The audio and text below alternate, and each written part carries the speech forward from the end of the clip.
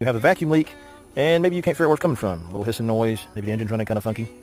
One big place to look are these intake gaskets. They are made out of plastic, and they are trash. And as you can see, completely flat. There's no sealing going on there. The gasket should be poking out around this. You can get replacement gaskets just like this at your local auto parts store. They also make an upgraded one that's a little bit better.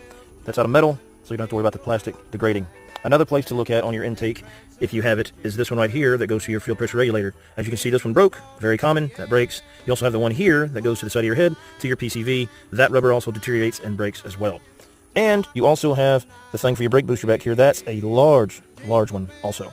That can leak from there. The hose that goes around to your actual brake booster can leak.